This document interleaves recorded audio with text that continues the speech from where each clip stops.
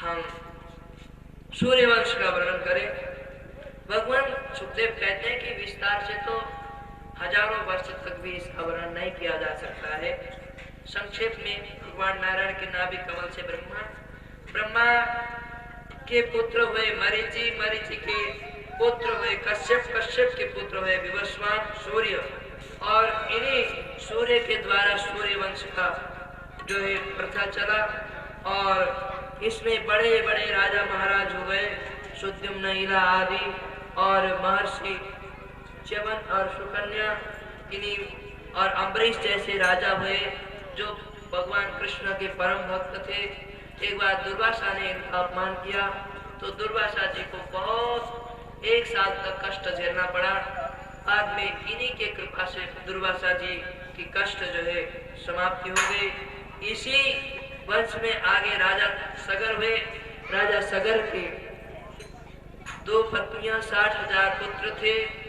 कपिल भगवान के अपमान करने से कपिल भगवान के तेज से सब जल करके भस्म हो गए। इनके कल्याण के लिए अंशुमान ने तप किया, गंगा जी को अवतरण करने के लिए। गंगा जी नहीं आई। दिलीप ने तप किया, गंगा जी नहीं आई। भगीरथ ने तप किया, गंगा जी प्रसन्न होकर के आ गए। बोलो गंगे मैया की।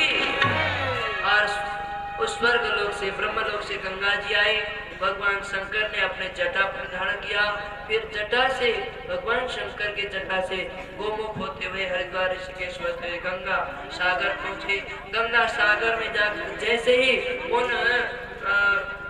सगर के पुत्रों के राखों पर गंगा जल का स्पर्श हो गया, सब हर हर गंगे कहते हुए जो है मुक्त होकर के स्वर्ग लोक को चले गए। इस तरह से गंगा मैया की बड़ी ही महिमा है। बोलो गंगे मैया की।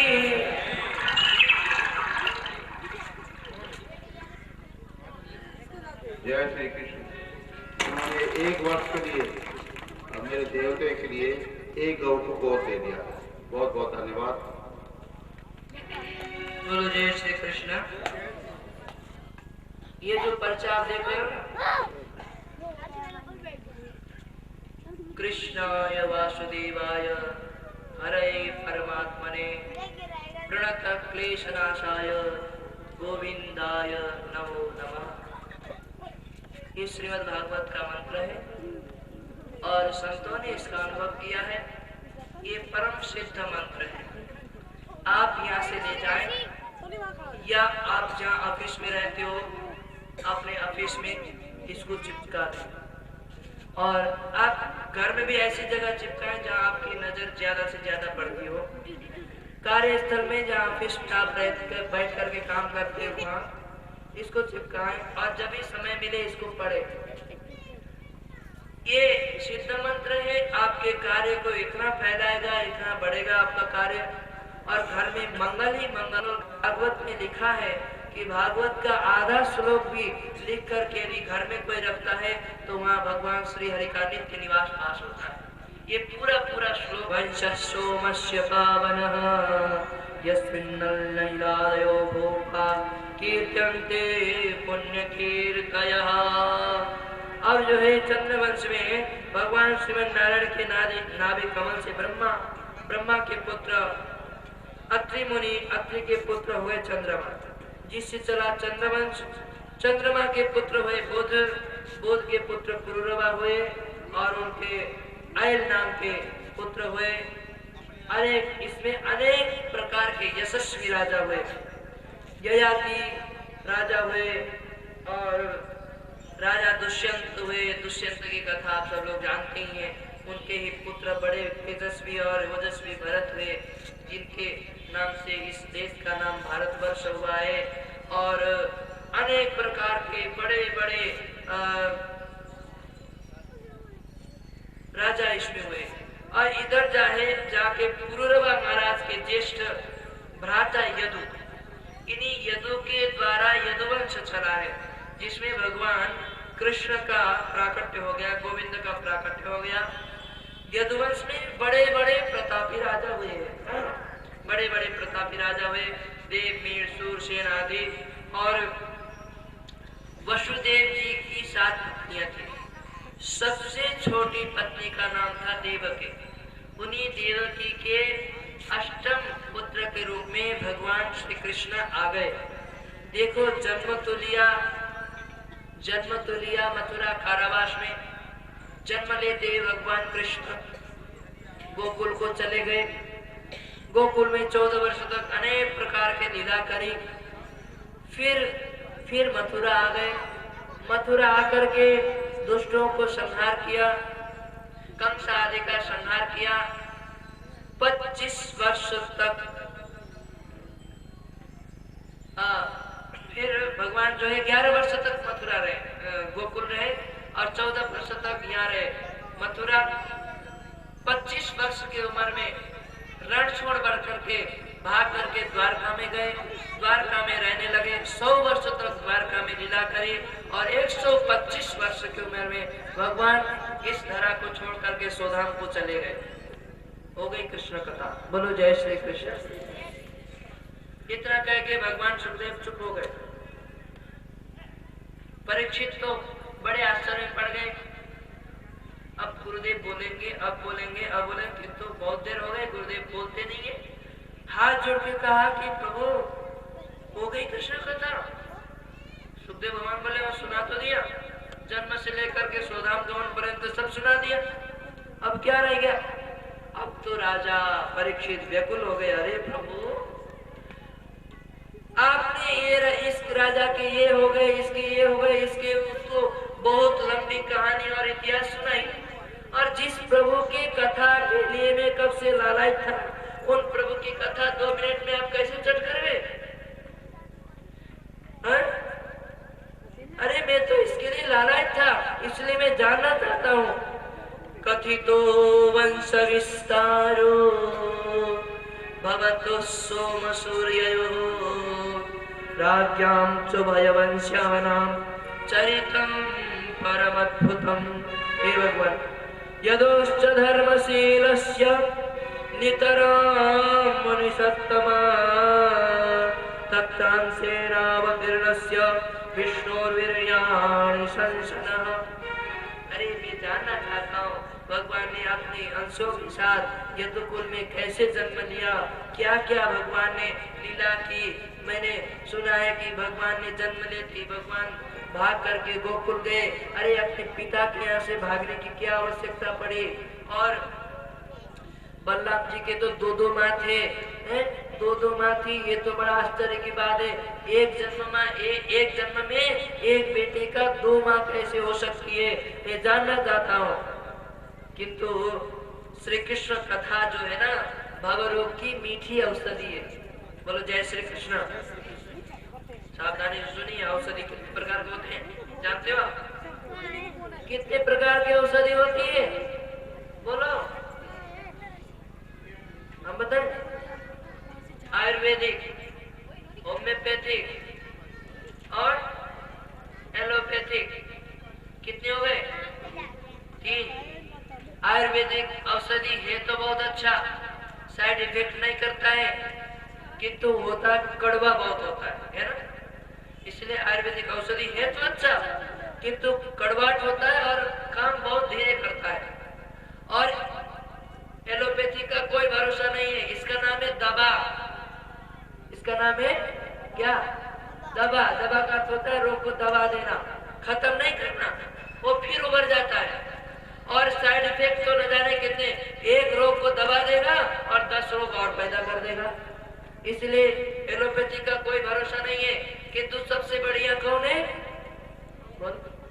होम्योपैथिक। ना तो कड़वा है, ना साइड इफेक्ट का डर है। मीठी मीठी 2-2 गोली 2-2 घंटे में चूसते जाओ और रोग को जड़ से मिटाते जाओ। निवृत्त तरसैरुपगीयमाना भवो सदा श्रोत्र मनोभिरामा कौतम श्लोक गुणानुवादात् पुमान् विरचेत विना प्रशोभनात्। हे प्रभु, ये कृष्ण कथा जो है ना, ये भवरोग को मिटाने वाली मीठी औषधि है। इसलिए इसको सुनकर कौन तृप्त होगा। इसलिए आप मुझे कृष्ण कथा सुनाइए। और मेरी तो बड़ी कृष्ण से मेरे पितामहों की बड़ी सन्निकटता रही है और पितामहों के ऊपर उनकी बड़ी कृपा हुई है।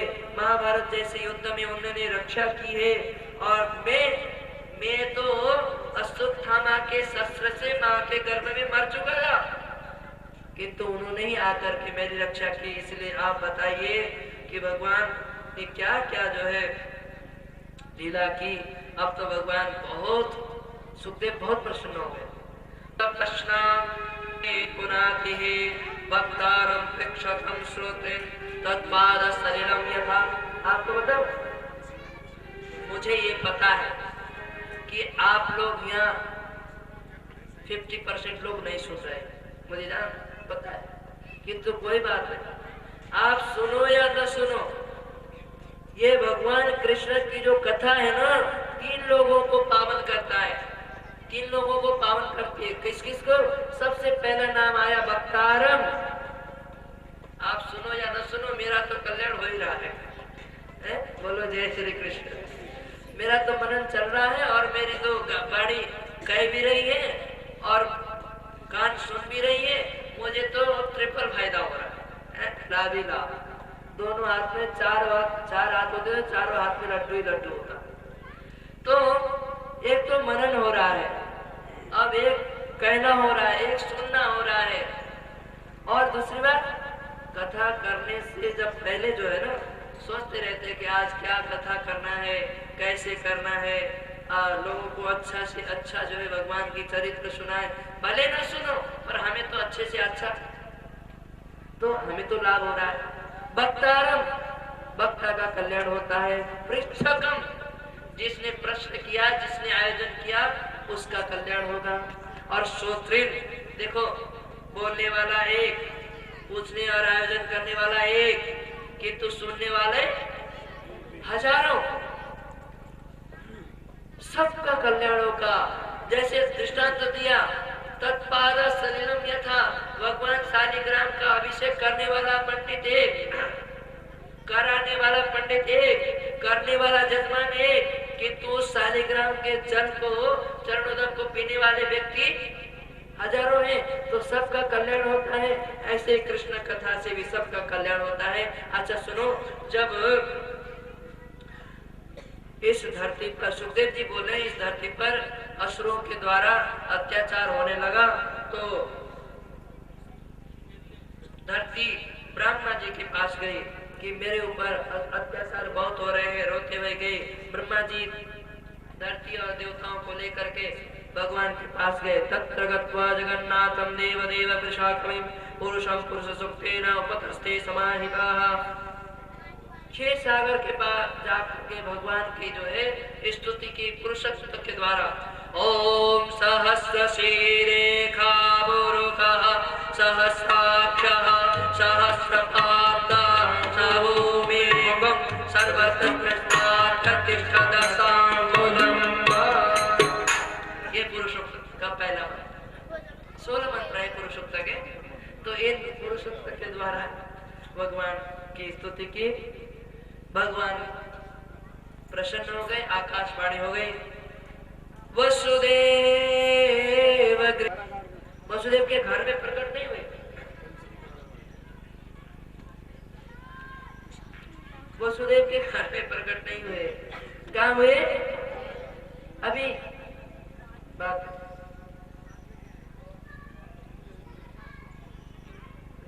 और वसुदेव के घर में नहीं, कारागार में। किंतु घर में कहा तो क्या ये भगवान झूठ बोल रहे? बोलो। अरे ईंट और पत्थर के मकान को घर नहीं कहते भैया। न गृहम गृहमुच्यते गृहिणी गृहमुच्यते। हमारे शास्त्र में कहा है कि ईंट और पत्थर के घर को घर नहीं कहते, गृहिणी को घर कहते। बोलो जय श्री कृष्ण। अब तो क्या कहना, मथुरा भगवान यत्र नित्यम सन्निहितो हरिः। आहा, मथुरा में तो अब जो है सब भगवान के पास होता है। अब इधर मथुरा के राजा है परम धर्मात्मा, परम सुशील उग्रसेन जी महाराज। इनका बेटा है कंस। कंस का अर्थ होता है कसी हिंसायाम, जो हिंसा में प्रेम करे, जो हिंसक हो, उसका नाम कंस है। अब कंस इतना क्रूर प्रकृति का था कि एक बार जो है ना अपने पिता को ही पकड़ करके कारागार में डाल दिया। तुम बुढ़े हो गए, तुम्हारी बस की बात नहीं राज्य चलाना। जबरदस्ती मुकुट छीन के पहन लिया, जबरदस्ती राजगद्दी पर बैठा और अपने पिता को कारागार में डाल दिया। अब एक दिन कंस की नजर पड़ी और सूरसेन आदि कईयों को कारागार में डाल दिया है। अपने चाचा की लड़की देवकी मेरी बहन है, मेरी बहन अब ये सियानी सयानी हो गई है, अब इसकी शादी कर देनी चाहिए। वहां से चला जाकर सीधे वसुदेव के पास जाकर के शादी पक्का करके आया। अब वसुदेव के साथ धूमधाम से शादी होने लगी। शादी हो रही धूमधाम से। बहन के विदाई के समय में कंस बड़ा भावुक हो रहा है। कंस ने सोचा कि आजकल मेरी छवि बिगड़ रही है, सब लोग मुझे बहुत क्रोधी समझते हैं, क्रूर समझते हैं। ऐसा नाटक करूं कि सब लोगों को पता लगे कि मैं बहुत भावुक हूँ। आज इतना भावुक हो रहा है, देवकी को विदाई करते समय बड़ा भावुक हो रहा है, रो रहा है।